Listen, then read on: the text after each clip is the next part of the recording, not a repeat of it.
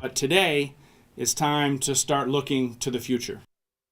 A big step forward for Flint. Governor Rick Snyder says the financial crisis is now a thing of the past in the vehicle city. Good evening, everyone. I'm Bill Harris. And I'm Sadie Hughes. Thank you for joining us. For the first time since 2011, the health of Flint's finances is being called stable. This morning, city and state officials meeting to hash out the final details. A new loan has been approved, and the city is now on its way back to local control. NBC 25's Drew Moore kicks off our live team coverage in Flint and has more on the city's future. Drew?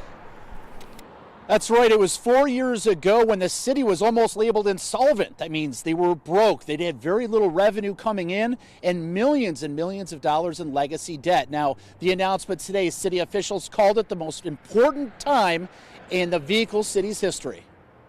Well, the citizens are back at the table. And one seat, which will no longer be filled at the city of Flint, is the need for an emergency financial manager. By being in control of our own destiny, we can fulfill the amazing potential of our great city. The last piece of the puzzle, a $7 million loan granted by the state to Flint this morning. And it helped eliminate the final part of the general fund deficit. It will also help provide cash flow for the city's general fund, and that puts $7 million almost into the water fund. For the first time in more than a decade, come July 1, there will be no deficits in any city funds. Now the work begins as the mayor and the city council will start to reshape the future of the city. And to make sure that as we make our decisions in the future, that it's in the best interest for the residents of this community. Mayor Walling hopes with the emergency manager gone, city officials, employees, and residents can move the city forward. Everyone needs to be involved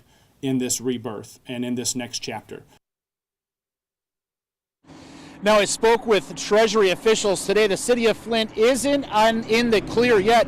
They're still embroiled in a federal lawsuit with city workers over benefits. Now, we learned today that if the city of Flint loses that lawsuit, it could add $6 to $7 million to the yearly budget, and that could be just enough to send the city's finances back into turmoil again. Reporting live here in Flint, Drew Moore, NBC 25 News.